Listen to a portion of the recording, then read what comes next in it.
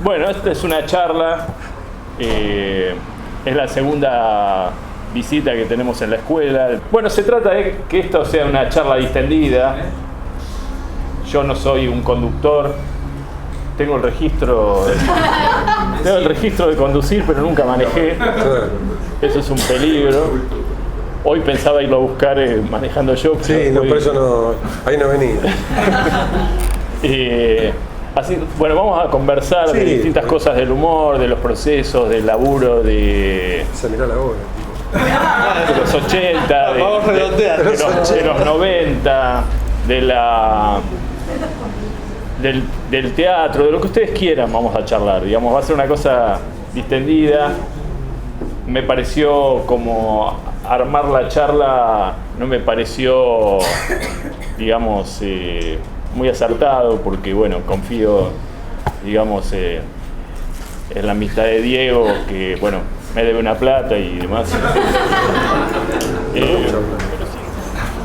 Acá tenés agua. Te la tomé todo. Bueno, vamos a la primera de las preguntas, si les parece bien. ¿Es verdad que dejás todo? ¿Es verdad que dejás todo y te... Inclusive a mí mismo me dejó. Vos mismo, sí. ¿Y te vas a dedicar a la política? Es muy factible, porque la política y el humor está hoy más o menos de alguna manera con una vinculación expresiva, digamos, ¿no? Con escenarios, con modos de actuación, ¿no? Que la política obviamente nos ha superado desde ya, porque además también interviene en la vida de la gente. Por lo tanto es mucho más, diría, productivo e intenso hoy hacer política que hacer teatro. Qué feo lo que dijo el tipo, ¿no? Es esto que estamos haciendo acá. Bueno, acá el muchacho que está vestido de celeste, sí, que pertenece a la agrupación de Gómez Centurión. Sí. Vino por las 2 birras. Que vino con su esposa que está al lado, pero... que no se ve, pero no bueno, yo la quiero igual. Sí. ¿Cuándo fue el accidente? Hace mucho. Me la afanaron en un colectivo hace 15 años. Me la secuestraron. ¿Cuándo empezó tu vinculación? Me gusta la palabra. Si se puede decir. Con el humor, digamos. ¿Cuándo empezó ¿Qué fue lo primero que hiciste? No, eso me parece que viene de la esquina, de los pibes de la esquina, que te vas afuera. No está el teléfono. Que me parece que, viste, en la esquina cuando tenés 15, 16 años, cada uno tiene como una especie de rol, y en mi caso yo era medio como una especie de saltimbanqui, que hacía cosas para los amigos, para que se rían, y a veces intervenía en algún lugar público, supongamos en un colectivo, y hacía algo sin tener en cuenta que me iba a dedicar a eso, ni que iba a ser actor. Yo en realidad no quería jugar al fútbol, o quería tocar en una banda antes de ser actor. Lo del actor para mí vino casi por descarte, ¿viste? Inclusive yo empecé medio de grande también a estudiar. ¿Estudiaste con Alquis y Baroni? Y Baroni, sí. El Bululú. Que eran los dueños del Bululú. Claro, yo fui a estudiar, tenía 25 años más o menos, sí, claro, cuando fui a estudiar. Estuvieron en el Arlequino también, el Arlequines. Claro, pero eso es un curso de teatro más integral, en donde lo que sí recuerdo que la primera vez que subí a hacer una improvisación a un escenario que no era el escenario de la esquina y de la territorialidad de los amigos, sino pasar y hacer algo con gente que no te conoce, sí disparó ahí una improvisación ligada un poco a la comedia, ¿viste? Como que también que se hayan reído gente que no tenés el afecto más allá de ser compañeros recién entrantes, también me dio como una especie de manija, ¿viste? Pero es verdad que vos llegaste y... Déjame terminar. ¿Qué? ¿Sí qué? No, pero cuando fuiste ahí a la primera clase, en lo de Aquis y Barone, sí, ¿te arrepentiste? Sí. O sea, que no estabas tan seguro de eso. No. De hecho, llegué al teatro, fui a un grupo que ya tenía una clase y estaban entrando un sábado, y me fui de Villaluro hasta San Telmo y no entré. Y entonces dije, bueno, qué sé yo, en algún momento iré a otro curso, no sé, porque el curso yo fui también porque era para principiantes, no era gente que estaba haciendo... que ya tenía experiencia, ni mucho menos, que estaba haciendo entrenamiento actoral. Eran pibes que recién tenía o muy poca experiencia o nula. En mi caso era nula, salvo los espacios expresivos de la calle, que finalmente también son de alguna manera actuar. Sí, sí. Y hacer distintos personajes, pero después pasaron 2 o 3 días y entonces me llamó Baroni y me dijo, mirá, no, ¿por qué no viniste el sábado? ¿Qué sé yo? Y se armó otro grupo, me dice. Grupo armado, todo, con fierro. Que era marxista, un teatro marxista, pero con la intervención de las armas. Para mí, la idea de tomar las armas después de los sucesos de los 70 para mí era un error, pero aquí no había caso. Y Baroni sí. Y Baroni era más dialoguista, digamos, más socialdemócrata. No, y entonces ahí armamos, ahí sí fui, yo dije, bueno, esto ya es un mensaje, no bíblico, ni mucho menos, pero dije, bueno, ahí sí, vamos, eso. Sí, y fue así. Y entonces eran cursos martes y viernes y fui ahí los 3 años. Y al año yo me empecé a juntar con otro pibe, Roberto Láquez, que hacíamos como cosas de humor y mientras estaba en segundo año de teatro ya estábamos actuando así para público. Espantoso todo lo que hacíamos, pero ya medio como que nos habíamos un poco profesionalizado, si se quiere, si cabe la palabra, ¿no? Yo tenía una compañera en la escuela municipal, Janina, que dábamos puntaje, se hacían ejercicios y se daba puntaje al compañero, ¿viste? Lo vi como un jurado de compañeros. Y Janina miraba los ejercicios y decía 1, 2, lo más generoso 3. Una mala onda terrible. Me gustó, 2.50. Sí. Una compañera. No, y de hecho al año, en el 87, fuimos a dar una prueba al Paracultural, que nos dieron un boleo en el orto, porque era... Omar Viola y... Sí, no, tampoco era que éramos un desastre, pero era como un poco más de lo mismo que se hacía ahí y tenía una intensidad interpretativa. La gente que trabajaba ahí, mucho mayor, nosotros recién estábamos en segundo año, ¿viste? Pero ya nos mandábamos, o sea... Después yo laburé en el otro Paracultural de Chacabuco. Claro, el Paracultural, antes de ser el Paracultural, era el Teatro de la Cortada. Sí. Ahí en San Telmo. Un lugar ahí donde circulaba gente que había un poco... teatro, música, cortaban la música y aparecía, qué sé yo. Bueno, ahí tocaron Los Redondos, por ejemplo, una vez, y de golpe terminaron de tocar y aparecieron las Gambas al Ajillo, que era un grupo de minas que hacían humor y pudieron actuar ahí. Pero decían que en el Teatro de la Cortada ya habían pasado los, digamos, los que ya se llamaban los Reyes del Café con C, claro. Percia Vale, Gazalla. Sí, Eda Díaz, ¿no? Eda Díaz. Sí. Yo la vi muchas veces. Claro, Chernikov. Claro. Rudy Chernikov, sí. También Cecilia Rosetto hacía espectáculos. Sí. Hizo con Catarineu un espectáculo en el Bauen, me acuerdo. Sí. Yo de chico iba a ver todos esos espectáculos. Mi viejo me llevaba una vez por semana. Sí. Después me pareció fascinante el tema del teatro, también inclusive como espectador, todo. Pero así fueron como los comienzos. Lo de la televisión, que fue medio una cosa que en ese momento América 2 no tenía programación, y a Roberto Chenderelli, que ya había hecho no sé qué programa ahí en Canal 2, se le ocurrió hacer un programa con gente que no venía tanto de la televisión, sino que venía de los sucuchos o de los teatros periféricos, y ahí armó lo que fue De la Cabeza, que fue un nombre de él. Sí, en el año 90, en el año 92, claro. El único que tenía experiencia ahí ya de televisión era Daniel Arauz, que trabajaba en La Noticia Rebelde. ¿Viste? Sí. Era el único.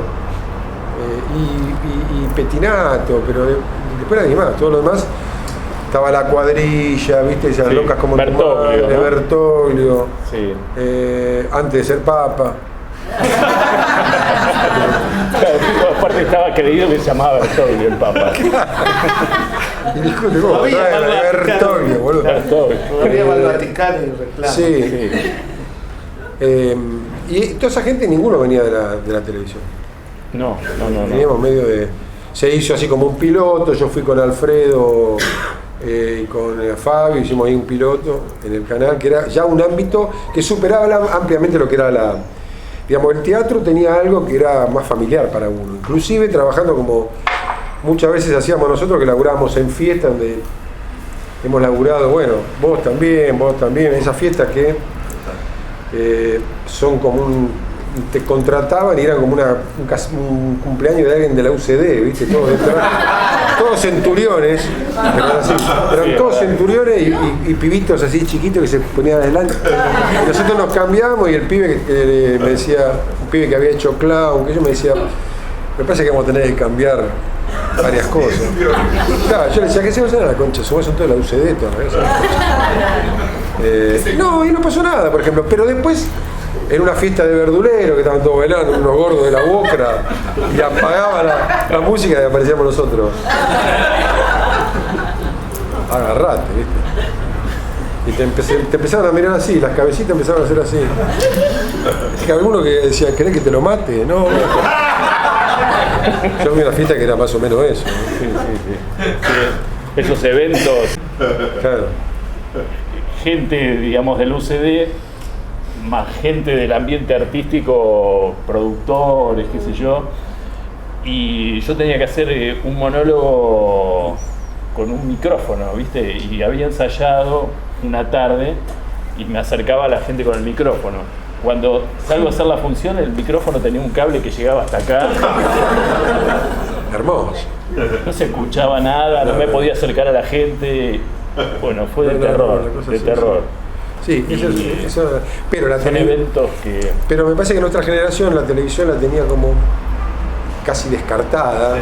Uno pensaba que en la televisión o venías de algún familiar o de alguien que la hacía o con un acomodo, no sé, ¿no? Y entrar en el ámbito televisivo, que también ahí entramos que estaban los técnicos jugando al flipper y nos empezaron a mirar así, a los tres como diciendo esto. Tres boludos, ¿quiénes son? No sé, eso fue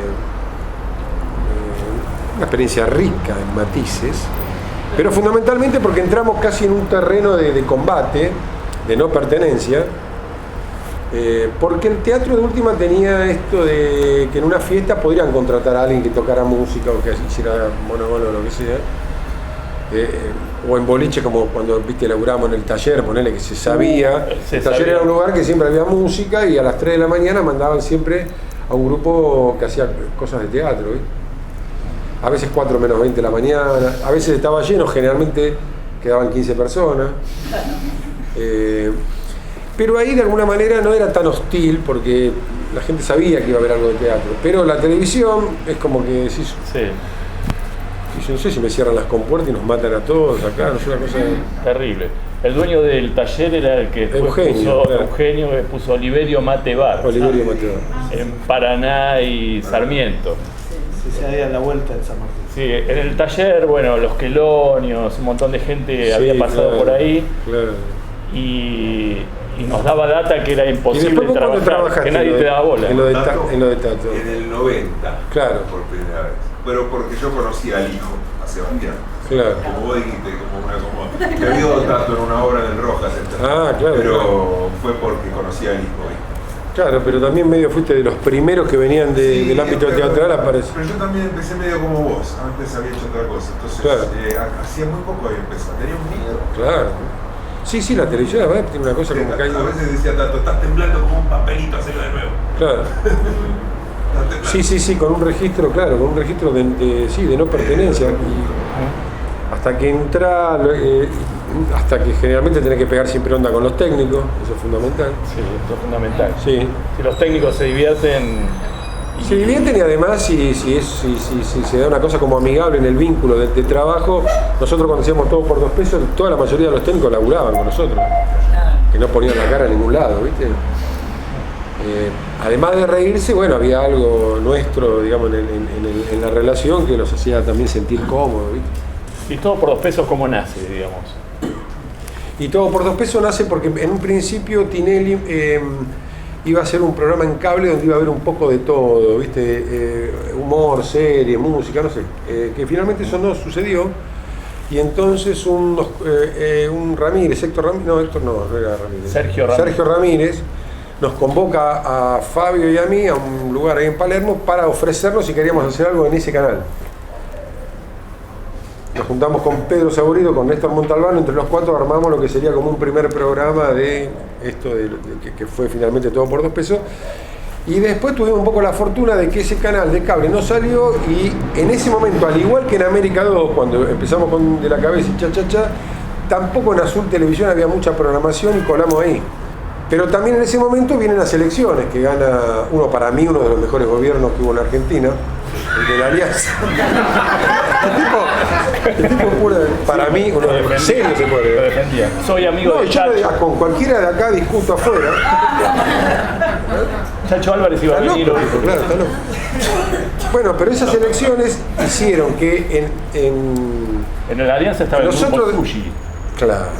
El tema es que después a nosotros nos iba a producir supuestamente Greenbank, que le interesaba el programa, pero que pasaban los días y no pasaba nada. Cuando vienen las elecciones, yo estaba de vacaciones, estaba en Villa Gesell, y nada, leo en el diario que estaba Hermida, Cartoy Díaz y un tal Olivera, que venía de la Coordinadora Radical, que en la nota decían, nos gustaría un programa como Todo por 2 pesos, pero no tenemos medios para producirlo. Y al otro día me llamó por teléfono a mi casa Tinelli. Una emoción. Mirá que a mí me llamó Gramsci. Con avena. Y entonces él me dice, no, como la CIDE, ¿viste? Me enteré que se fueron a Canal 7, porque yo venía, cuando leo esa nota en página 12, al otro día venía de vacaciones, lo llamo a Pedro y le digo, vayamos al canal a hablar. Una lluvia torrencial, así, nos mojamos todos, llegamos al canal y nos dijeron, mirá, le damos los fierros, pero no podemos producirlo. Y así empezó. Y así también surge la estética de Todo por 2 pesos. La estética estaba claro, que de alguna manera era una parodia a los propios medios donde todo podía suceder y todo se naturalizaba, que de alguna manera son... ¡Ah! Nosotros.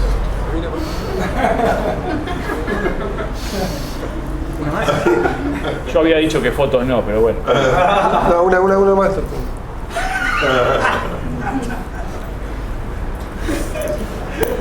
Mandásela. Pásamela por mail. Pero Alberto, no le pusiste el rollo a la cámara. Qué ineficacia, estos no son liberales. Bueno, son los dos jubilados fotógrafos y le sacaron fotos a Perón 5 minutos antes que se muera. Son los únicos que tienen la foto esa. Esto es para quilombo, ¿no, Juan? Le dijeron. Así, ¿eh? Sí. Y murió así, aparte. ¿Sabes lo que fue doblarle la cabeza? Horas y horas. Sí, en Todo por 2 pesos era... Bueno, no, yo decía que en el humor de alguna manera es esto de naturalizar lo que está... lo que no cuaja, ¿no? Lo que no está bien, eso, ¿no? Y lo que nos permitía el programa es que todo era aceptado, de que venga la Sicilia emperatriz a quien venga, ¿ves? Sí. Nos divertimos mucho. Yo lo de con Pedro ya fue otra cosa, porque lo de Pedro fue lo de una propuesta de Daniel Morán, un productor, que le dijo a Pedro si yo quería presentar videos en un canal de cable que era la Rock and Pop Televisión, y que a mí en su momento me gustó la idea, pero de pasar, no de hacer un presentador como Diego Capusotto presentando videos, y menos videos más clásicos, sino que me gustaba la idea de empezar a pasar videos de bandas que no eran tan conocidas, que el griego, Marcial Economide, que era el encargado de pasar los videos, sí tenía mucho de ese material. Y tampoco lo quería hacer como Diego Capusotto, sino como una especie de alter ego que presentara los videos. A eso le empezamos a sumar personajes ligados más a la cultura rock, que fue una cultura por la que nosotros atravesamos y que nos era muy familiar. Uh-huh. Después ya el programa fue una excusa, porque después empezamos a poner cosas que venían de otro lenguaje o de otros escenarios también, ¿viste? Ya sea el político, como no necesariamente atravesado por la cultura rock, digamos. Uh-huh. ¿Sos formal a la hora de escribir? Te levantás temprano, te tomás unos mates. No, yo ando con un cuadernito. Te sentás a la máquina de escribir. Yo ando con un cuadernito como anda Pedro, y cualquier cosa que me aparece voy y la anoto, y Pedro hace lo mismo, y yo tengo como mucha capacidad para inventar personajes o cierta repentización en una charla que pueda generarse entre grupos, que alguien dijo algo y yo lo tomo, y eso puedo convertirlo en una situación con su desenlace, su desarrollo, que eso es lo que sabe hacer Pedro y yo no, porque Pedro finalmente es el que después guiona eso que se le ocurrió a él o se me ocurrió a mí. Entonces yo soy como una máquina de que me aparezcan todo el tiempo imágenes, pero después colocar en tiempo y espacio a esos personajes es de lo que se encarga Pedro haciendo los guiones. ¿Y son estrictos a la hora de grabar o improvisan un poco? No improvisan. Eso era en Cha-Cha-Cha, que había una línea de improvisación. Acá no. Acá uno puede agregar algo que se te ocurre en ese momento. Y acá nos ha pasado modificar algún personaje por un estímulo de uno del equipo técnico, por ejemplo, ¿viste? Sí, claro. Digo, cuando nosotros hacíamos el personaje Los Marrones, que todo les sale mal y terminan siendo después felicitados por la policía, ese personaje no está, o sea, yo tenía un personaje que era un punk que todo el tiempo decía "Yuti, hija de puta, Yuti, hija de puta", un personaje muy chiquito que duraba un segundo. Yo estaba peinado medio así como los Joy Ramones, y uno de los pibes dijo "Los Marrones". Soy marrón, soy de Ramones, dijo Marrones, y yo empecé a hablar como el personaje, como Marrones. Entonces ya dejó de ser un personaje que simplemente cantaba canciones contra la policía, que no eran más que eso, sino que le empezamos a encontrar una historia a este personaje, a su grupo, ¿entendés? Un millón de cosas que no estaban unidas. Claro, y después, bueno, ¿cuál es el estímulo de estos tipos? Están en contra de la cana, van y hacen algo que después como un dibujito animado se revierte y termina funcionándole de otra manera, con otro resultado. Tanto eso como agregar algo a algún guión que ya escribió Pedro, tenemos esa libertad, pero generalmente es estricto el respeto a ese guión que está ahí. Tampoco tenemos mucho tiempo de ensayo, yo muchas veces estoy leyendo, actúo leyendo, porque no tengo, muchas veces con Violencia Arriba no es que tenemos 3 días de ensayo y estamos, o sea, sabemos de qué se trata, pero cuando tengo algún texto así muy grande, tendría que tomarme a veces 15, 20 minutos para aprendérmelo. A veces Pedro me manda el guión, no siempre te mandan el guión una semana antes, te lo mandan con un día de anterioridad, pero a su vez son varios personajes que uno hace, entonces no tenés así como asimilado tanto el texto, se resuelve medio ahí. Pero se resuelve a partir de un personaje y a partir de qué es lo que hace ese personaje, que ya lo sabemos. Que por otro lado, el personaje por ejemplo, de Violencia Arriba es un personaje que yo tenía solamente la imagen, pero estuvimos como un año sin encontrarle a ese personaje por dónde ese personaje se movía. ¿Qué hace? ¿Con quién se relaciona? ¿Qué pie? ¿No? Entonces un día Pedro me dice, mirá, ¿sabés que pensé que podría ser la primer punk argentina que cantó en la época del Club del Clan, que obviamente era impensable que alguien cantara eso? Y entonces el personaje tenía ese desdoble de estar contándolo desde ahora, una vieja Greta, media narca que nos encantaba, que era la imagen que yo tenía de Violencia, pero que era la imagen nada más. La época de los 60 sirve mucho, ¿no? Como fuente. Como referencia, claro, como pero lo que estaba bien era el Club del Clan. Claro, pero lo inverosímil de Violencia Arriba cantando esas canciones, además también los otros personajes que circulaban en esa canción, en ese programa, que no era el Club del Clan, se llamaba La Nueva Ola, algo así, que eran unos personajes uno más tarado que el otro, viste, que un cantante que cantaba con 12 pulobres, y ella siempre tenía problemas con la ley, tenía problemas con la sociedad de esa época, porque le gustaban, fue como la primera Charly García, ¿viste? Me acuerdo que Johnny Tedesco fue, creo que el primero que graba rock en castellano. Sí, no sé si me acuerdo, porque ahí hay una duda. El primer rock, ¿no? No, el primer rock en castellano fue el Rebelde, de Morris y Pajarito Saúl, de 1965, que armaron toda una historia con un productor que no me acuerdo quién era, de ir a una fuente, no sé por qué, si era por Belgrano o por Recoleta. El grupo los Beatniks, se fueron con unas minas. No, pero Johnny Tedesco lo hizo un día antes y no lo registró. No te puedo creer. Mirá lo que son las cosas. Acá inclusive puede haber una explosión y morir todo. Viste que la vida es un poco así, ¿no?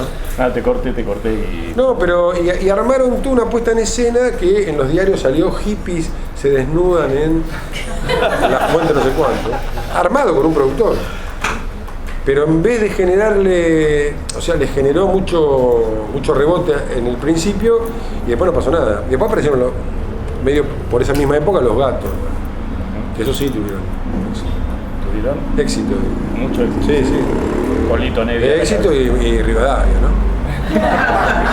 Y la Prida y Avon. Avon ya es por año. Ese fue, me parece, el rebelde, me dice la gente. Ese tema es el primer tema de rock en castellano. Ah, mira.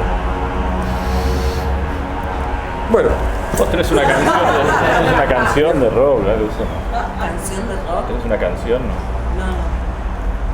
Belén es alumna, es experta en ediciones, es locutora, es plomera, y cinturón negro de principal. Y nos ayuda para las producciones que hace Víctor, que Víctor está saliendo, digamos, a la calle a hacer cosas audiovisuales. ¿Cómo ves este tema de los youtubers? Es una pregunta por ahí muy...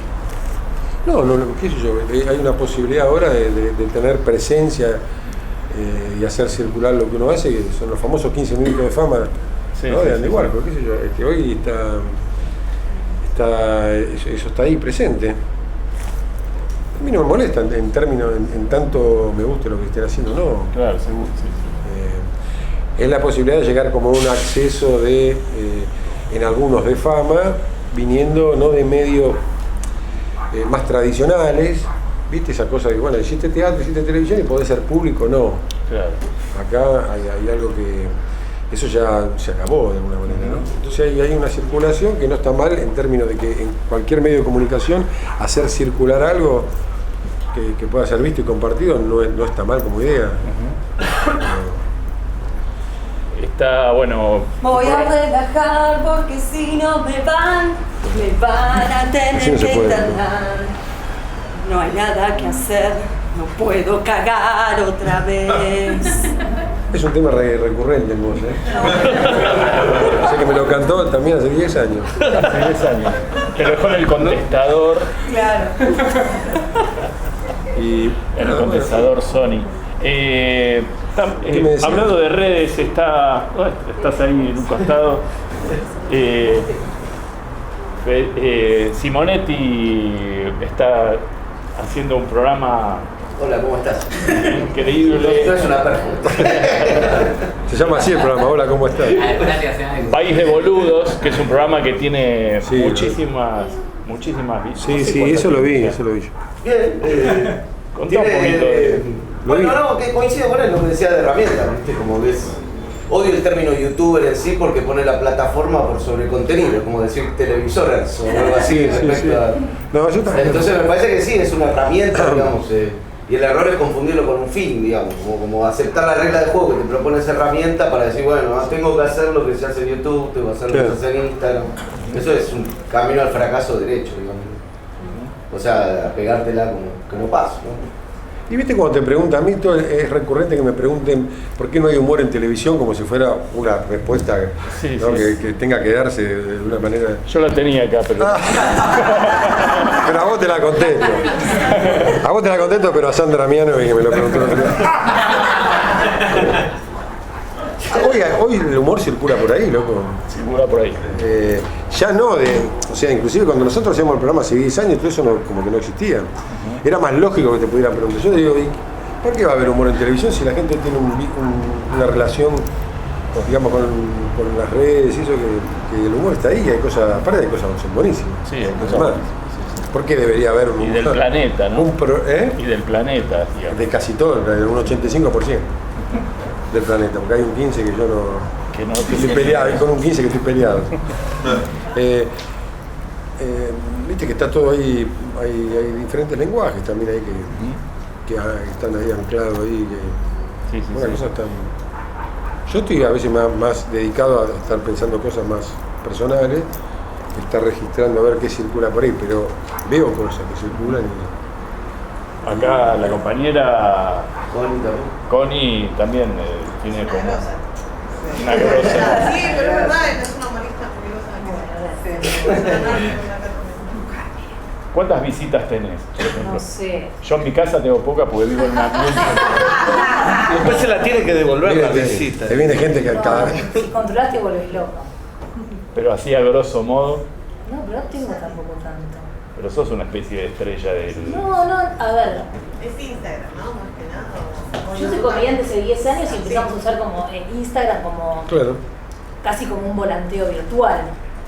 Es una manera de estar, que te conozcan sin depender de la tele y un montón de que te esté llamando a alguien. Entonces eso me parece que es súper valioso. Eso me parece Eso está buenísimo. Eso me parece pero tampoco fundamental. tener la excusa de depender de un jefe. También, porque a veces es más fácil estar como, bueno, te estoy esperando. Entonces no, depende solamente de vos.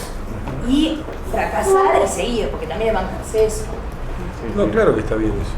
Es esclavizante a full, esclavizante a full, o sea, las redes es como Rappi en algún sentido, porque como todo depende de vos, viste, todo lo que tenés que hacer te lo tenés que garantizar, porque te está laburando 24 horas por 7 y se pone un poco áspero eso, ¿viste? Sí. Pero respecto a lo de la tele antes, yo creo que también hay un delirio que es que en Argentina se hace humor televisivo sin guionistas en general, ¿viste? Se prescinde del guionista que es el eslabón de la cadena más barato, ¿viste? Entonces es como... Se pone una figura, se pone un guionista que agarra y tiene que... Sí, salvo en los 60 con los uruguayos, después ya dependés más en este caso de un personaje central que sea gracioso en sí mismo, que en algunos casos es sumamente válido porque cuando Olmedo, que yo estaba con Portales y delirara, para mí ni hacía falta el guión. Bueno, así salían así salían algunas cosas. Estoy hablando como guionista. También había. Hoy en día también. Bueno, hoy en día sí, por el tema de las redes. Pero mucho de la mediocridad, de la chatura de muchos programas humorísticos tiene que ver con la falta de guionistas o guionistas buenos, qué sé yo, o de presupuesto para guionista. Es una cosa que hay también acá de mirada, que inclusive nosotros hemos sido atravesados por eso también cuando hicimos Delicatessen, esta mirada de hacer algo como si fuéramos americanos también, ¿no? Bueno, esta cosa que no sale bien porque parece americano, que es las cosas que vos ves en televisión cuando hacen la sitcomedy, ¿viste? Y parece que eso fuera como el lenguaje más riguroso que hay que hacer como los americanos y trabajar, ¿viste? El tema de la respuesta, de los tiempos. Falta de identidad eso. Y vos decís, no sé, a mí Marrones me hacen reír más que vos, ¿sabés? Ni hablar. Alia Flequillo. Claro, ni hablar de Carlito Balá en los 60. Sí, ni hablar. O Biondi. Claro, pero todo eso se manejaba. ¿Viste Droga Nacional? No sé cómo se llama. Guillermo Aquino. ¿Viste el producto? Sí, vi que estaba en coso. C5N. Sí, vi cosas, sí. ¿Qué te pareció? No, vi ahí. Igual no soy una especie de opinólogo de eso. No. Me parece que está bien algunas cosas que hacen. También, para mí están bien, sí. Digamos, no tengo un seguimiento, pero lo que vi está bien. Sí.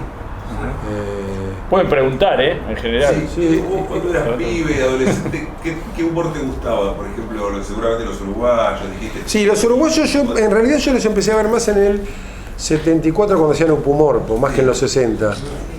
En esa época estaba el Chupete, ponele que estaba Porcelandia, estamos hablando de 74, 75. Pero después de más grande, en los 80, me empezó a gustar mucho el cine mudo, ¿viste? Keaton, los hermanos Marx. Y el humor gráfico seguro también fuiste consumidor de... No tanto, sí. Sí, Quino, sí, ni hablar. El Negro, Fontana Rosa, ni hablar. Pero soy más de ver fílmico y esas cosas que vi de los Monty Python, de los hermanos Marx, sobre todo. Sí. Y Buster Keaton, claro. O viste en radio, ponele Dolina, todo. Dolina también, me divierte mucho, sí. Los Fernando Peña, yo pienso en los que trajeron algo. Sí, claro. Sí, eso me gustaba. Y me sigue gustando uno, claro. ¿La radio te gusta? Sí. Como medio así, como para... No, como medio, sí, cuando lo hicimos con Pedro, sí, porque estaba más contenido, duraba 1 hora, no teníamos casi como la obligación. A mí lo que no me gusta mucho, si lo tengo que hacer, a lo mejor lo hago por un apremio económico, lo que sea, supongamos que pase por ahí. No me gusta trabajar de Diego Capusotto en la radio 4 horas y decir, bueno, la consigna de hoy es, o hacerle una nota a alguien, eso no me entusiasma tanto. Pero hacer un programa de radio de 1 hora de ficción, como hacíamos con Pedro, sí. Perdóname, ¿y habrás cuando hacías en Rock and Pop una gorda en Bebidol? ¿Puede ser? No, en Rock and Pop los sábados había un sí. programa. No, se llamaba, no, el programa que hacíamos nosotros se llamaba Lucy en el Cielo. Lucy en el Cielo con Capusotto. Eso estaba de sábados y domingos, de 7 a 8, creo. Hace 10 años más o menos. Eso era muy interesante porque también un poco la metodología de trabajo era como el programa. Íbamos a la casa del Tata, que es músico y componía, se encargaba de componer todos los temas que interpretaban los distintos personajes que hacíamos en el programa, y lo hacíamos en la casa de él. Y de alguna manera era eso, ¿viste? Era juntarse con Pedro, tirar ideas, después Pedro venía, guionaba y yo hacía la locución y la actuación ahí. O hacíamos cosas con Pedro también, cuando Pedro hacía de Borges, yo hacía del Español, que hacíamos como una especie de reportaje que salía en la televisión española, ¿viste? En los 70. Sí. Nosotros hacíamos medio una parodia de eso, que lo actuábamos ahí con Pedro, pero eso sí me gusta hacer, y como medio me parece muy rico, ¿viste? O sea, el programa durante los últimos 4 años, se volvió como premonitorio. ¿Algunas cosas? O sea, algunos sketches y cosas sí. Fueron premonitorias. Sí, después concuerda algo que vos dijiste, eso pasó toda la vida también, digo, ahí. Y hay lugares y escenarios políticos que en la Argentina se repiten también, ¿no? Entonces no es que vos descubriste algo, sino que hay algo que está ahí que sabés que vuelve siempre, de alguna manera es su forma, su modo casi su modo de producción. Entonces, igual está muy interpelado también por ciertos escenarios políticos, porque por ejemplo, lo de Mickey Vainilla, nosotros hacíamos un personaje que lo hacíamos en el teatro. Que del Caño, el debate. Sí, claro, pero digo, ese personaje de Mickey Vainilla nosotros habíamos hecho otro en el 2004 en teatro, y de alguna manera había pasado en ese mismo momento, cuando fue lo de la muerte de Bloomberg, del hijo de Bloomberg, esa gran marcha que hubo con velas, qué sé yo, que también veíamos ahí, viste, un caldo de ya no de antikirchnerismo, sino ya de antisurdismo, ya, ¿viste? ¿No? Esa cosa de... Sí. Como que se empezaron a escuchar las primeras Montonero, ¿entendés? Sí. Algún que otro... sí, más fachos que... Sí, pero también empezamos a ver que eso era muy factible porque está encarnado en mucha gente de nuestra sociedad, es un grupo numeroso, pero por otro lado, con ciertas políticas que se permitieron también por el momento. No nos olvidemos que en el 2001 era que se vayan todos y Piquete y Cacerola, la lucha es una sola. O sea, no había ninguna disputa con los movimientos sociales que cortaban la calle. El tipo que le quedó la guita en el banco dijo, ahora los entiendo. Todo hecho por De la Rúa, que entra a un lugar y después iba para el otro. O sea, cuajaba todo para decir, pero viste que medio que Macri al lado de De la Rúa es Heidegger, ¿viste? Siendo De la Rúa un tipo que venía de la militancia política, muy joven, había sido el vicepresidente de Balbín, pero había algo en sus modos, también de político viejo, que no toma formas de actuación, que hoy la actuación y formas de actuación están puestas en el poder y en la forma de hacer política, pero a montones, más que casi que en un curso teatral. Sí. Hay, claramente. Bueno, están haciendo de algo que no son y están haciendo de algo que tiene que producir un efecto. También, ¿viste? Sí. Ya lo predijo Beckett también, ¿no? ¿Qué jugador? ¿Qué jugador? No funcionó en Atlanta, pero... No, pero ¿qué decías de Beckett? Que... No, que ese mundo, digamos, absurdo y de vacío, que en ese momento venía, digamos, después de la guerra, sí. Digamos, es un vacío más grande que hay a partir de, no sé, de los 90 o de... Sí. Antes se hacía como chiste que iba a venir Trump, o sea, que Trump era imposible. era absurdo. Era absurdo. Y sin embargo pasa a ser una realidad. ¿Vos imaginás alguna vez hacer otro programa y con un elenco con nuevos valores o con gente que vos elijas? Yo, mi imaginación tiene varios kilómetros, sí. No puedo, sí, no hasta ahora, no ahora. No me apremia eso, pero porque tengo algunos... Claro. Si la idea se lo banca, es como que vamos para adelante, ¿no? Sí, desde ya. Y porque tengo algunos proyectos que no serían esos, claro, en este caso. Podríamos seguir haciendo algo con Pedro, ni siquiera sabemos en qué ámbito, si volver a la televisión, si hacerlo por internet, si que dure media hora y no una hora, no sé. Pero sí, puedo, tranquilamente, cualquier proyecto que sea conmovedor para uno, no importa. Si tampoco tengo la condena, no estoy condenado tampoco a trabajar de acá como una figura, viste, solo, ¿no? No, pero así como vos hablabas de los uruguayos, que sí, me pareció lo mejor que hubo acá, sí, claro, a nivel humor, encima son uruguayos, ¿viste? Entonces, pero esa idea donde era muy rico, sí, era con un elenco muy rico, sí, y eso funcionaba bastante bien. Sí, y el humor absurdo en ese momento tenía más contención que lo que fue. Yo creo que después en los 70 empezó la picaresca y entonces empezaron otras formas. Hasta, no, yo diría hasta los, cuando entró Romay, que le quiso agregar chicas a lo que tenían. Bueno, sí. Pero por ejemplo, pero lo que vos decías, Supumorpo, Comicolor y hasta un primer hiperhumor, funcionaba con muchas de las ideas absurdas que podemos estar elogiando, sí, y no podíamos ser. Después, bueno, Valasia, programas estaban guionados y tenían su impronta y era elenco. Sí. La Tuerca era maravilloso también, en cuanto a pero también había un lenguaje, había una crítica. Había un lenguaje en ese momento que eso circulaba, ¿viste? Por eso digo que después empezó esta cosa de...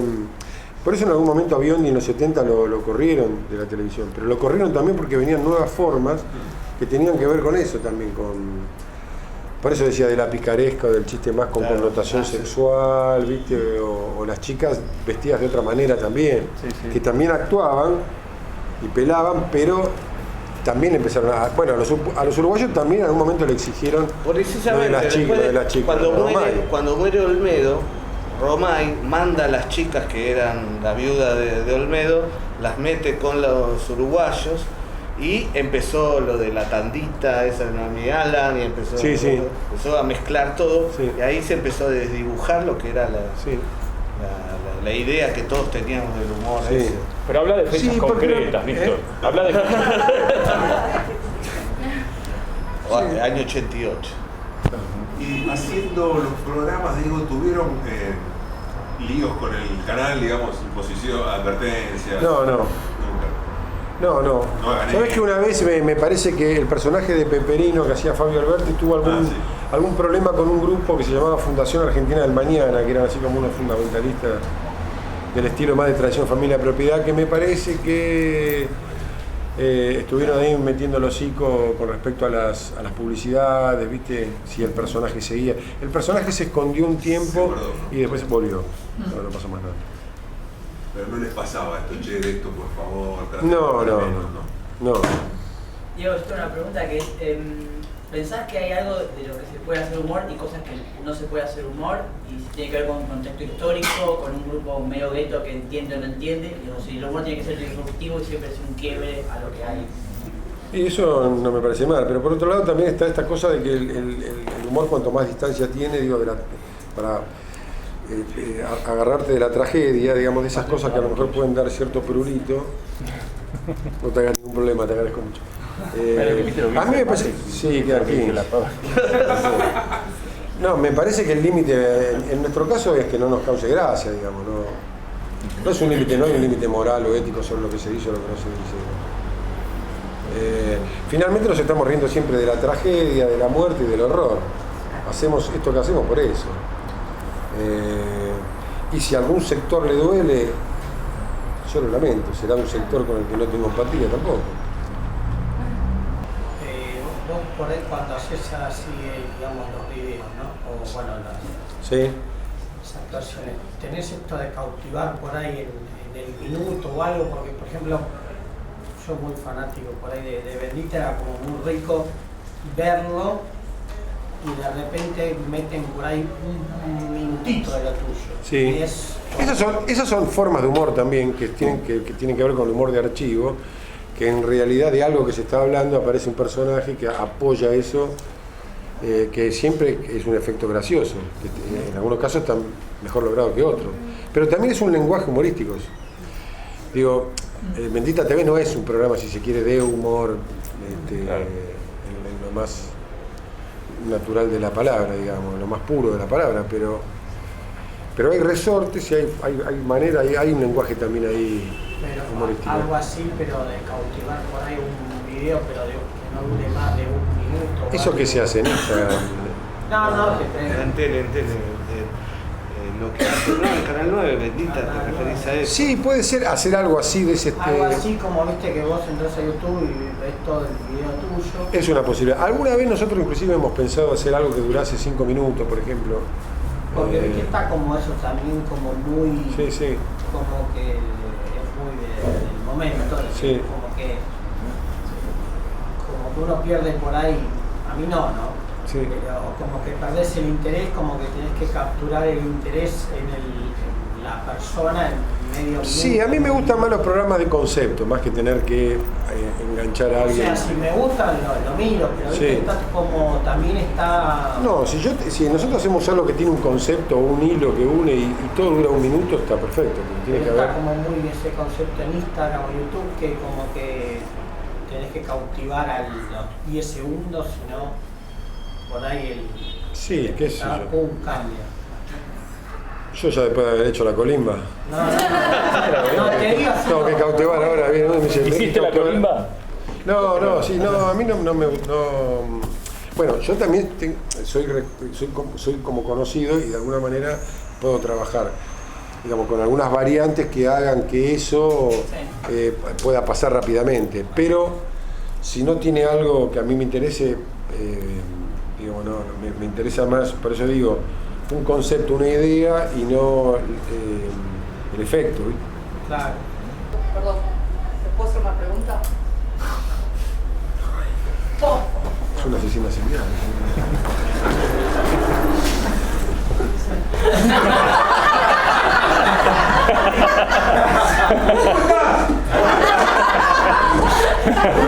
Bien.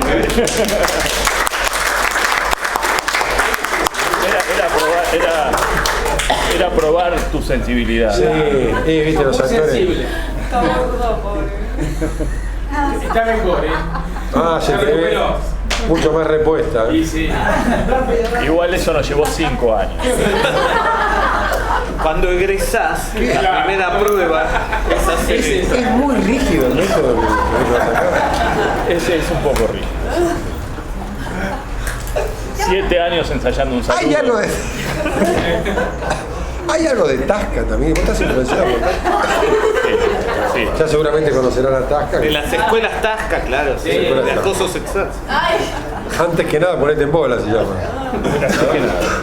Por eso te digo que cuando empezamos con Cha Cha Cha, más allá de que había una idea madre, o sea, se sabía que esos personajes estaban haciendo algo, que finalmente iban a hacer, no se trabajaba con un guión tan estricto.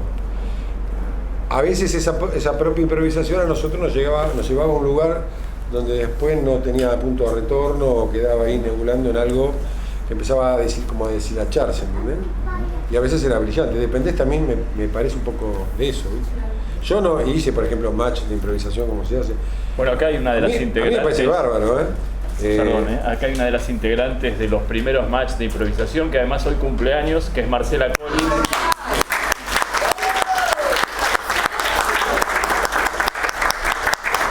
Pero es un lenguaje que es muy interesante también,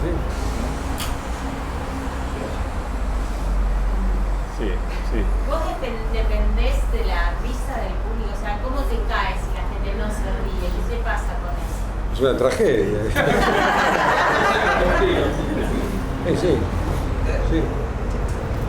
Sí, en nuestro caso ahora, por eso digo, ahora ya tenemos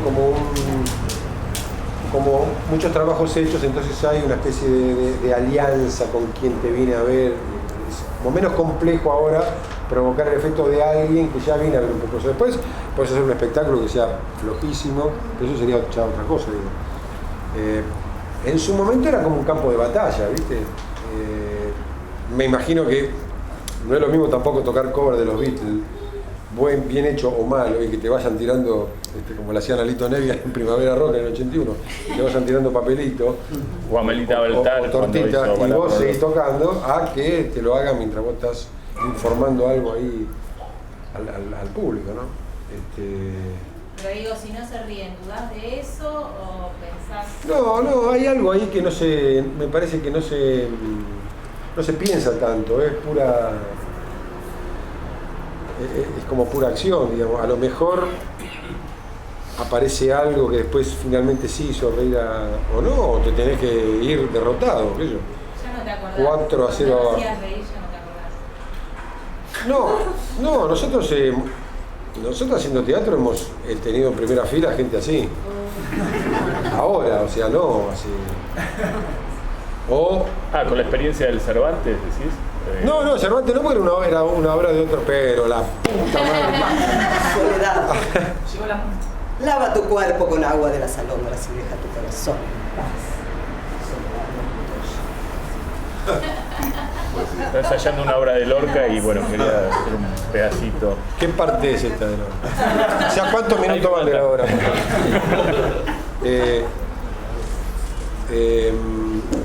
Bueno, pero si se están riendo la mayoría y hay 3 que no se ríen, está esa cosa de que te empezás a direccionar, y eso lo haces cuando la obra ya tiene su recorrido. Al principio no, al principio que la obra no está tan orgánica en el cuerpo, si alguien no se ríe, capaz mira para otro lado. Cuando hace 6 meses que haces la obra, yo vi a un grupito que había 4 o 5, pero era posta, se estaban todos riendo y había uno que estaba así, en el medio. Y otro que le hacía, ¡reíste! Y el gordo hacía. Y yo dije, este gordo en un momento aceptar que nos mata a los dos. ¿Qué? Y yo decía, ¿qué pasó? ¿Lo llevaron al gordo a propósito? Le dijeron, ¿cuánto que no me río? El gordo era amigo de los 4. Debía haber salido diciendo, la pasé muy mal, Ricardo. Pero no te hizo reír un poquito, así. Y ya nosotros con Fabio nos causaba gracia eso, ¿viste? Tampoco se tiene por qué reír, chicos, vamos, ¿viste? Pero los que te vienen a ver, bueno, tienen algún tipo de vínculo con lo que hacemos, que es más factible que se diviertan. También pasaba que eran espectáculos que se armaba medio una de ya casi de rock and roll, ¿viste? Antes que salgamos afuera. ¿Viste?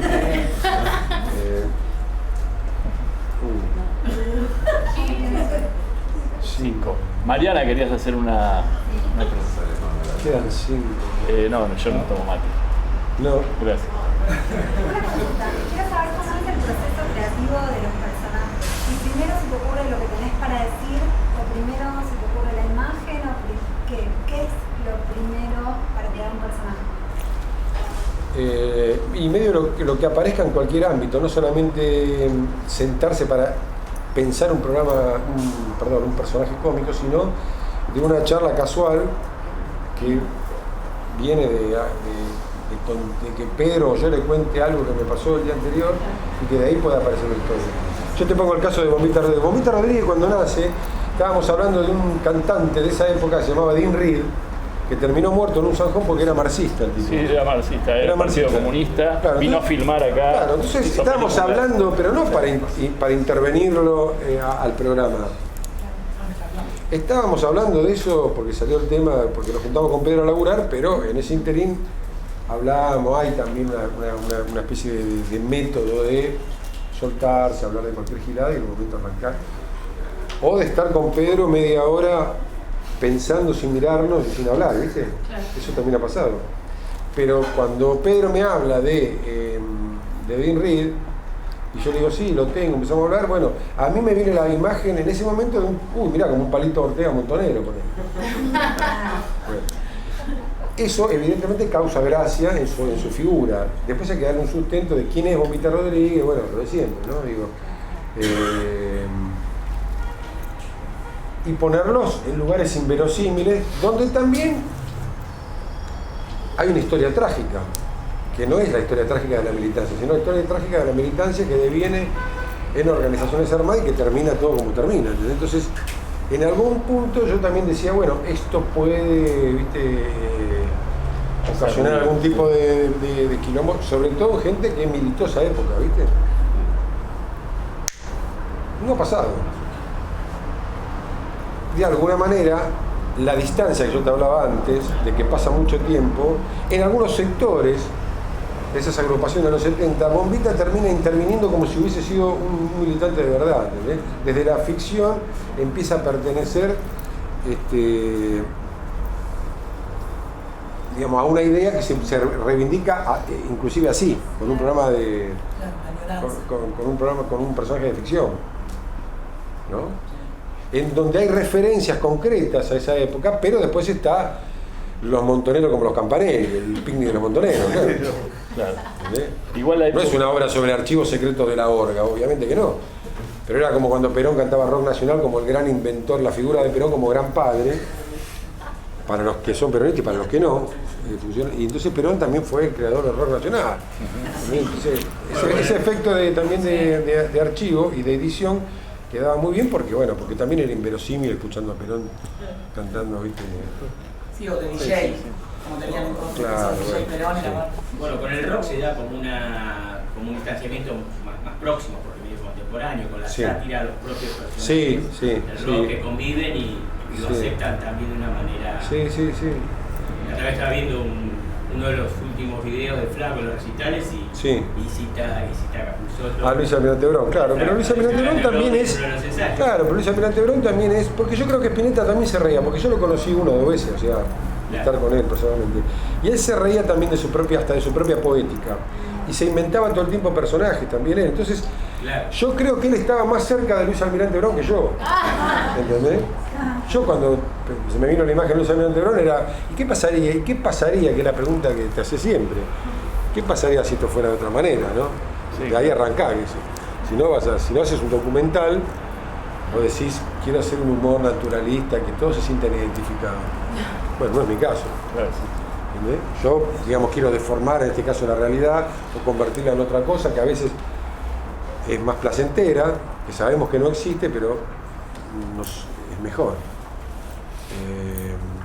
Y esta idea de lo inverosímil, esta idea de cómo sería si fuera de otra forma, es también lo que sucedió en Luis Almirante Brown o sucedió en la mayoría de los personajes que hacemos. Y a veces es al revés, ¿no? Un juego de palabras, tipo de Jujuys, después van y lo construyen, pero primero empiezan a hacer juegos. Hay mucho de eso de juego de nombres, que es deformarlo, finalmente el sentido muchos de esos grupos, Jorge Ross. Sí, siguen aquí los señores. ¿Les digo? Bueno, escuchen, dice mi papá que es el dueño de aquí que no me pueden dejar más las cosas así porque ya es la segunda vez. Vos sabes, Eduardo, cómo son las cosas, ¿no? Mira, ¿qué hora es? A ver, 8:30 hasta las 9 nada más. Por favor, yo tengo los nombres de todos allá. Es un servicio paraguayo. Un papelito para... ¿Qué? Que les grite. Dice mi papá que les grite, que voy a sacar un papelito y lo vaya anotando para que a las 9 se vaya.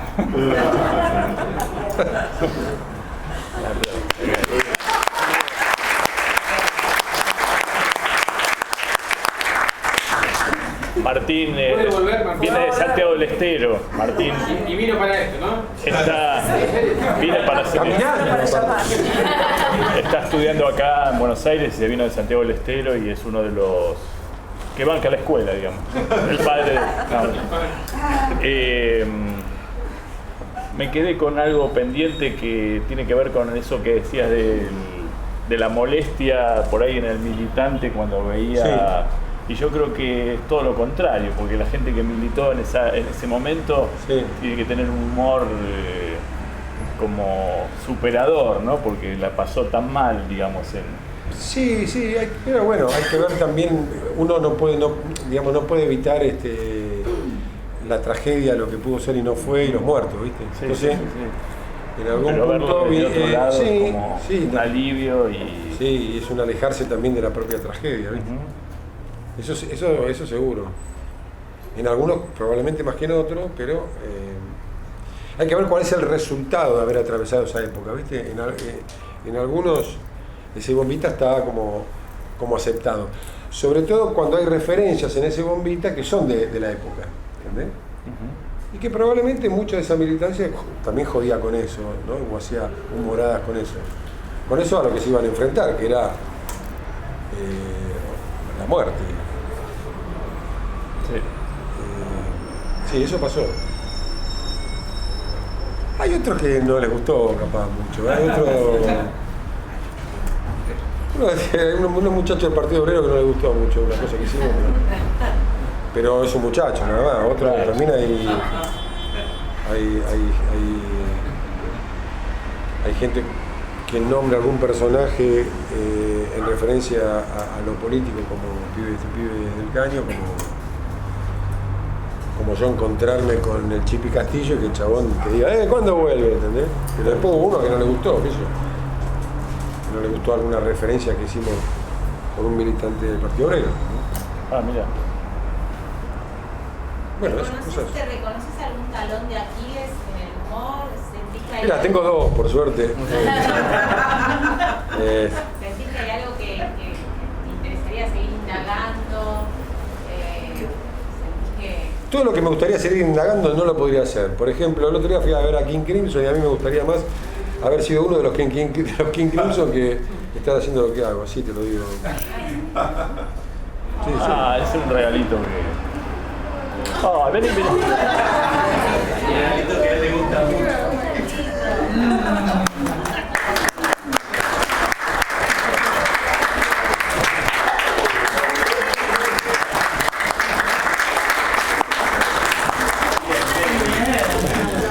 No tengo.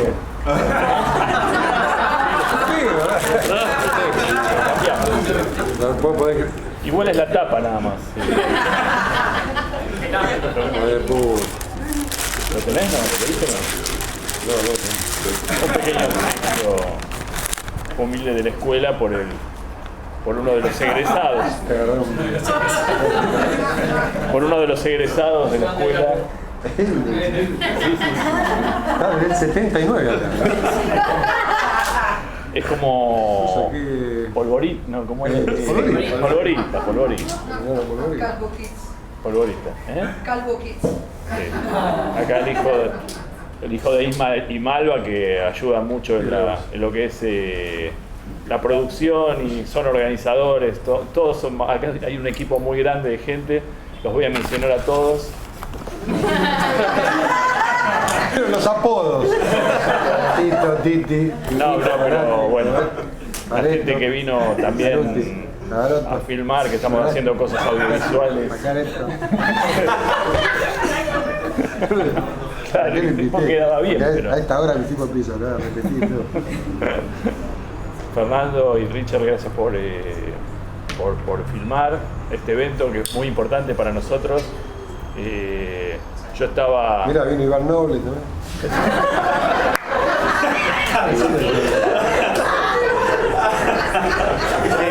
No sé si te dijeron, pero tenés un modo de cara a trompa. Porque los miércoles están... Era el tipo, viste, así que venía. Claro, sí, ¿qué parecía? Claro. Pensando que es parte de la perfo y lo veo. Yo lo veo de acá, lo veo parecido, loco. Iván Noble es un pibe lindo. No estoy diciendo que se parece a Polino, boludo. Es igualito a Polino, le digo a alguien, me matan a trompa. Claro. No, porque los jueves tenemos la escuela de dobles.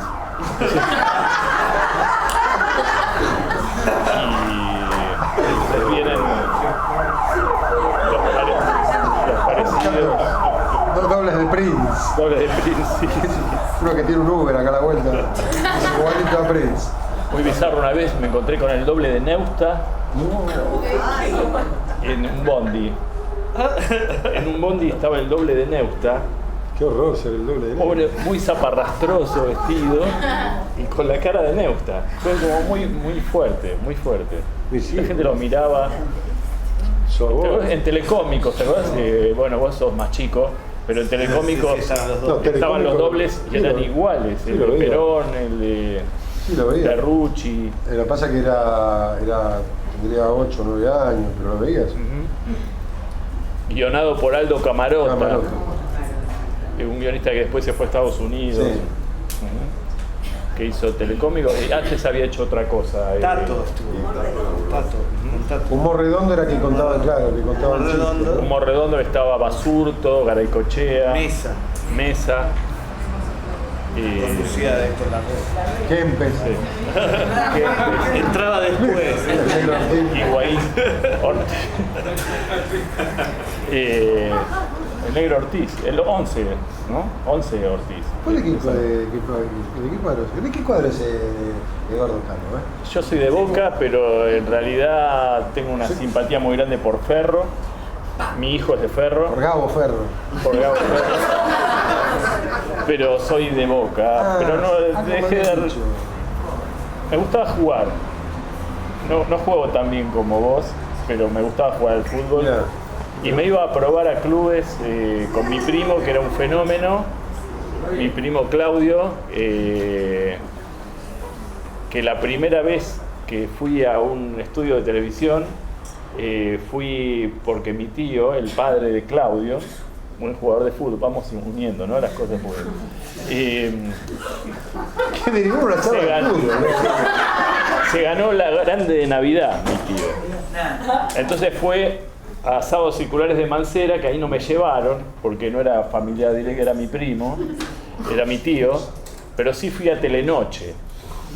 Que en ese momento estaba Mónica, Leo Gleiser. Claro. Bueno, Leo Gleiser, nosotros lo hicimos laburar en Todo por 2 pesos, que lo que era maravilloso es que hacíamos a todos esos tipos trabajar haciendo... No, era maravilloso. En Bonn, cuando hacen lo de dejen entrar en Bonn. Galloso. Bueno, hay una anécdota que me cuenta. Galloso hay una anécdota que me cuenta que cuando fueron a... No sé si será posta o no, pero que fueron a cubrir un enfrentamiento, un chorro que lo habían matado, estaba así con diario y se lo habían llevado el cuerpo. Y pusieron a uno de los... sentate ahí. Y lo cubrieron con diario. Entrenamiento.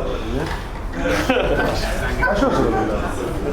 Y Galloso tenía esa cosa que daba las noticias en los 70.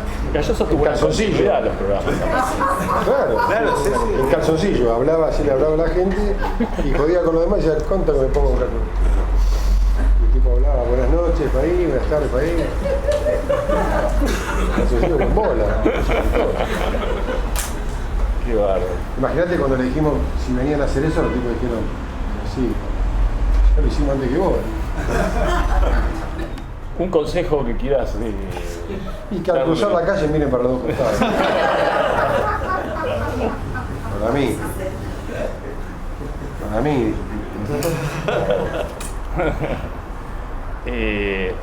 ¿Alguien quiere hacer alguna pregunta más? Una última. Perdón.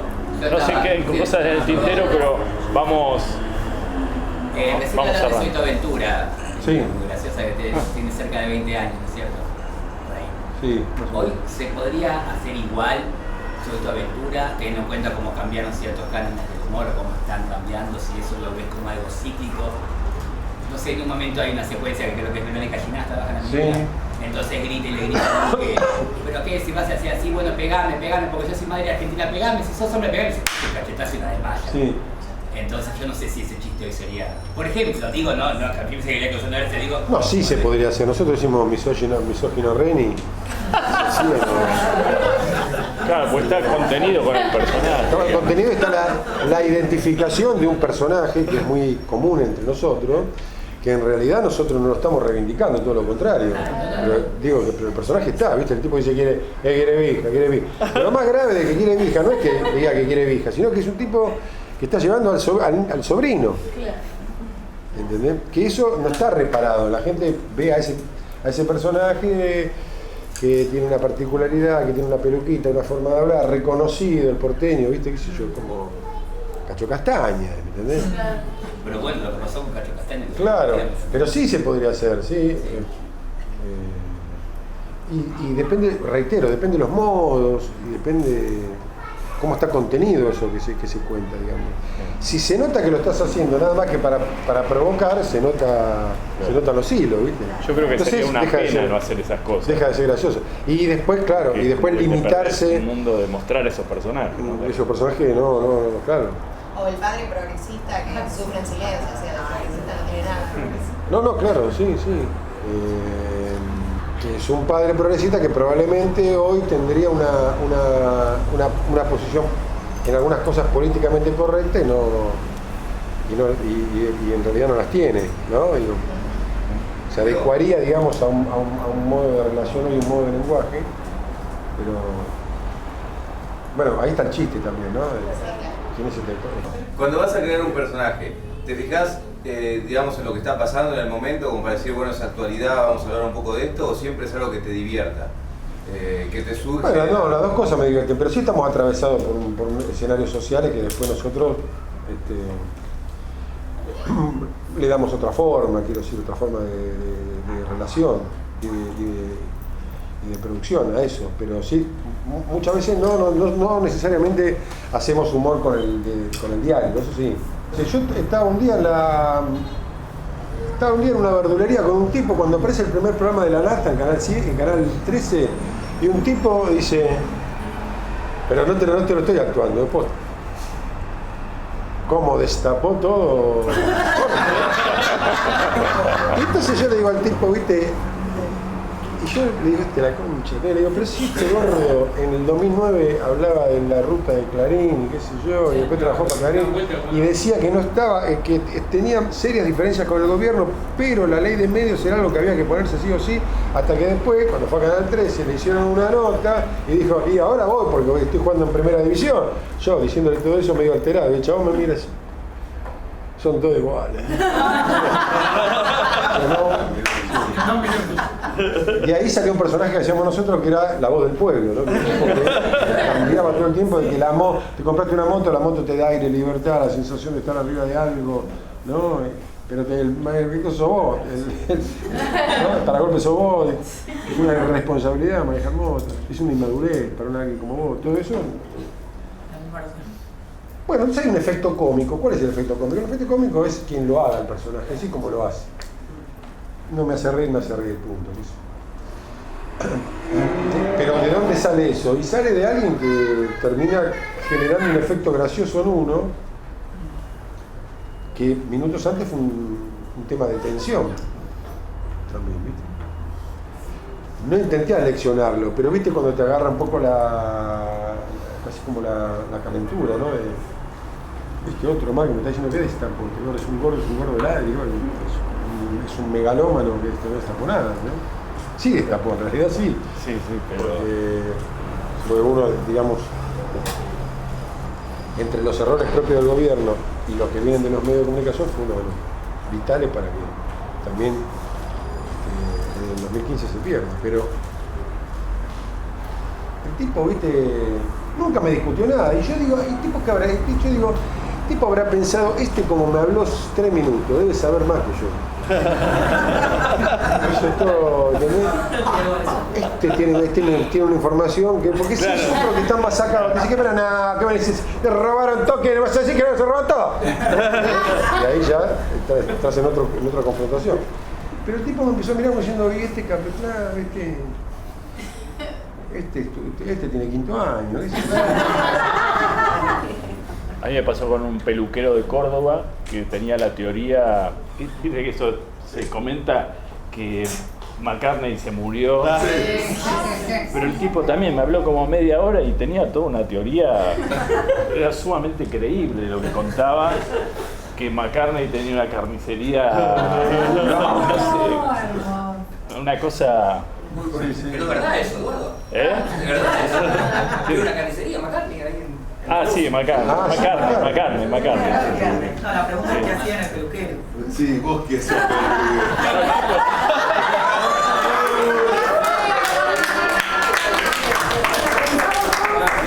El tipo se siente, dice, no, me arrepentí.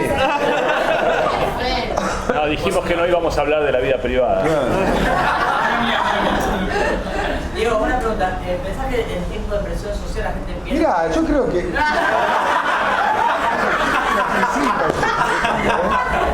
Se anticipa el tipo todo el tiempo.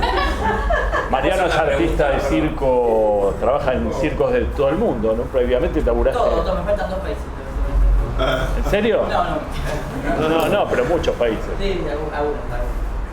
Te preguntaba si pensás que en tiempo de presión social donde hay mucho caldo, la gente pierde ese sentido del humor. Se deja de reír, o esto que contaba la anécdota, está todo el mundo más así. No, la verdad que no tengo idea. Yo entiendo que los procesos políticos,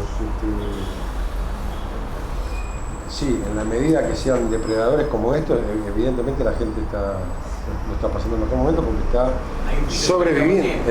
Hay un piso del 40%. Sí, porque está... Bueno, también este es un fenómeno que es el ir en contra de el síndrome de Estocolmo. Ahora, en estos 30 años, por ejemplo, desde los 80 hasta acá, ¿pensás que cambió un poco el código del humor o más o menos el mismo?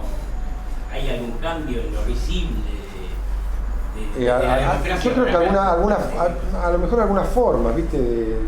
Como en este caso hoy las redes. Yo creo que hay algo del humor que se decía en esa época y se sigue diciendo hoy también, ¿no? Porque hay temas que son como primordiales y vitales en el humor también. Hay nuevas formas de armado, nuevas formas de producción, eso está claro. Pero para mí eso es como escuchar, por eso digo, como escuchar a Vandergraaf, un disco de Vandergraaf del 68 y decir, nadie va a pensar que es del 68, ¿viste? Es música que está viva y está ahora. Se hizo y se seguirá haciendo. Algunas cosas te suenan viejas y otras no. No digo de Vandergraaf, de otras cosas, pero en el caso de Vandergraaf, yo creo que no. Y creo que no se hacen muchas cosas a lo mejor como...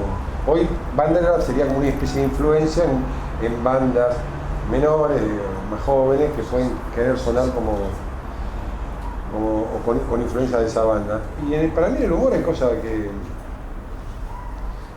Hay formas, inclusive humoradas y escenas, son de antes y de ahora, no sé. ¿Por qué los medios no tomaron la elección el búnker de La Baña, por ejemplo? No sé. Sería demasiado triste el búnker de La Baña. Y capaz que no estaba claro. Simonetti, ¿vos qué decís del tema? La Baña por temor, me parece, ¿no? Estaban tomando merca La Baña. Sí. Pero yo dije, no pueden entrar por favor. Se pone muy tenso la selección y empieza a tomar milonga y no lo para. Una pregunta, hola. Va como actor, no sé si te gusta verte, te ves actuando, filmado, digo.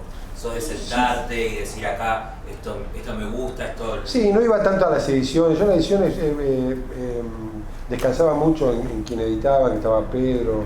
No estaba así como muy atento o muy obsesivo en ver. Alguna vez fui a ver algo porque Pedro me dijo, che, esto, fíjate cómo lo ves porque hay algo que no sé si está bien, pero no...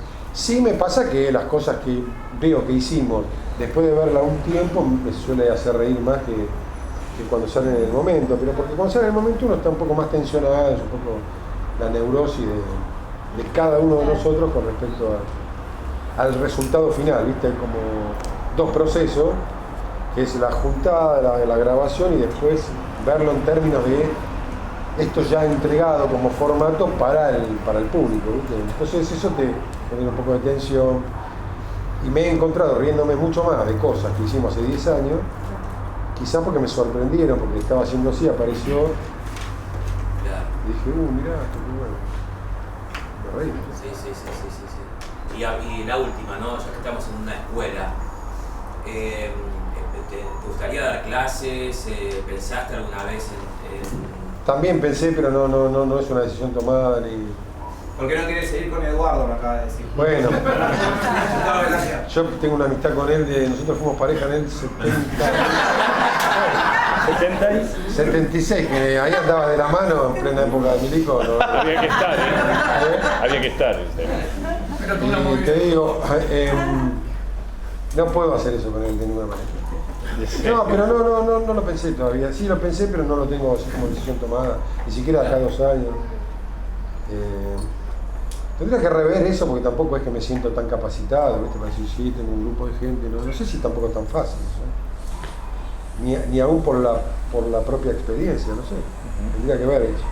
¿Te da la sensación que el momento está un poco más hipersensible hoy con el tema de las dietas, los lenguajes inclusivos, los feminismos, ¿no? Está como todo un poco más difícil de entrarle con el humor? ¿O hay que tener más cuidado, un momento más reflexivón en relación al humor? ¿No? Mira, no sé, a mí si me aparece una idea, me aparece una epifanía, yo de lo que se esté hablando lo hablo. La epifanía no aparece siempre, digamos, ¿no? Está claro, pero digamos, no me quedo un pasito atrás, no me quedo ahí medio trémulo con los escenarios hoy de comunicación, de lenguajes y esas cosas. También, Diego, todo lo que pasa en este contexto te da mucho material, ¿no? Para trabajar, me parece a mí, y a lo que va a venir también. Sí, no lo sé, lo que va a venir no lo sé, porque salvo que empiezan a aparecer humor de macristas en contra de Alberto. Claro. No tengo idea, ¿no? Porque me pasa que cuando veo todos los personajes que haces y demás, que quizás uno mejor que el otro, me pregunto cómo haces para el proceso creativo de un nuevo personaje no caiga en lo mismo que Mickey Vainilla o que tenga alguna cosa. No, igual yo creo que hay muchos personajes que se parecen y tienen una raíz, ¿eh? O sea, hay muchos personajes que se vinculan con otros. Yo te puedo nombrar varios personajes que son como alter egos de otros, o sea, no son todos los personajes distintos. Que también es, vuelvo otra vez a la música, porque a mí me hubiese gustado ser músico, que una banda que hizo un disco en el 68, hace otro en el 76, que puede ser diferente, igual, no importa, pero hay algo de ese sonido que trae esa banda que va a aparecer siempre en el disco ese que hizo 10 años después. ¿Y por eso te siguen eligiendo? Digo eso no sería hoy lo que me preocuparía, digamos. Me parece que ya estábamos elegidos nosotros, ya hicimos lo que teníamos que hacer, podemos no hacer más algo de humor o no, tampoco lo sabemos.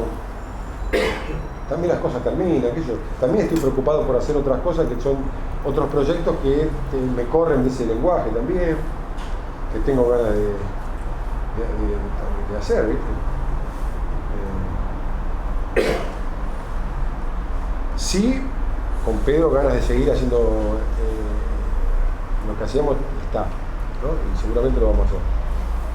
Pues disfrutan demasiado, disfrutan muchísimo. Demasiado, y además también porque hemos encontrado un formato y un modo de trabajo que, a diferencia de cuando hacíamos cha-cha-cha todo por los pesos, que estábamos obligados a hacer muchos programas en el año, y tampoco al no tener un equipo de guionistas, viste que no es que tenés un equipo de 10 guionistas que te van trayendo. Entonces todos se centraban en no solo en actuar, sino en la juntada, en pensar ideas y personajes. Y hacer 32 programas por año te generaba un cansancio en el final que querías abandonar, no había mucho placer. Estaba el placer de lo hecho, pero cuanto antes se terminara mejor. Con Pedro hemos encontrado un formato, también ayudó el canal y la relación que teníamos con el canal para hacer un programa que nos distanciábamos 6 o 7 meses, nos volvíamos otra vez a amigar y volver. Eso ha logrado también cierta frescura para mí y el no desgaste. Ahora, si hubiésemos hecho el programa durante estos últimos 4 años, capaz que hoy no sé en qué estadio estaríamos, ¿viste? Si tomar una distancia, si pensar otra cosa. No lo sabemos. Tengo una pregunta. ¿Viste, haciendo un paralelismo con la música, viste que los cantantes a veces de sus propias canciones están como repodridos y como no las quieren cantar más?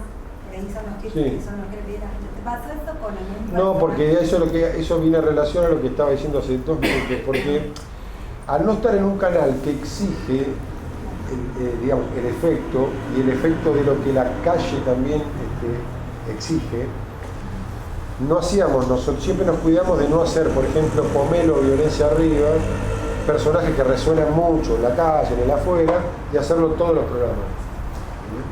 Pero te divierte. Sí, pero me divierte más cuando lo hago cada tanto. Si lo tengo que hacer todos los programas como efecto, porque se supone que el público está esperando eso. Claro. Ahí sí que te hagan un embole y decir, cosas. Una cosa es la aceptación, otra cosa es el placer que vos sentís al generar risa, y otra cosa es que vos, digamos, seas el Sí, produzcas para eso. Y claro, que sea ¿viste? Armado como por la exigencia de afuera. Yo quería preguntarte si cuándo fue o si hubo alguna vez un momento en el que dijeras este es mi género, mi código de humor, ¿no? Como ante la mirada de los demás. Como de entender este es mi código. Y cuando hicimos cha-cha-cha, pues. Ahí. Claro, sí. Porque también hay un hilo, hay algo que se relaciona entre cha-cha-cha, todo por el peso de delicatessen y lo que hacemos. Hay algo que une, ¿viste? Total, pensaba que por ahí... Tienen otras presentaciones, está claro, pero ahí lo de cha-cha-cha fue en un ámbito como el de la televisión, donde recién, ahí en los 90 o a partir, creo que a lo mejor de Gasalla, ¿viste? Antes que nosotros, empezaron a venir actores como que aparecía Tortonese y Mauricio La Pilleta, como otro lenguaje y otra presentación de los programas. Claro. Ya no dependiendo del capo cómico o la capa cómica, sino dependiendo más de una idea y de un elenco, donde uno podía tener más ascendencia que otro, o a la gente le podía gustar más, ¿viste? O sea, cuando hacíamos cha-cha-cha, el gordo tenía un liderazgo que era natural, pero también, ¿cómo laburábamos nosotros? Todos traíamos ideas y cada personaje individual que hacía uno lo escribía uno. Alacrán, Peperino, yo, Alfredo, cada uno escribía algo. Ahí me están haciendo señas que nos vas a matar porque son las 9 de la mañana. Pasó el tiempo volando. Tenía que donar sangre. No, dijimos que íbamos a terminar. Sí, 9 menos 20, pero nos entusiasmamos. Sí. Y podemos hacer una última, si quieren, una última pregunta. Responder. David, alumno de la Escuela de Humor de Pero pará, si pagó la cuota, si no, no. ¿Qué te parece lo más importante que un actor o una actriz de humor tiene que tener? Y gracia, empezamos.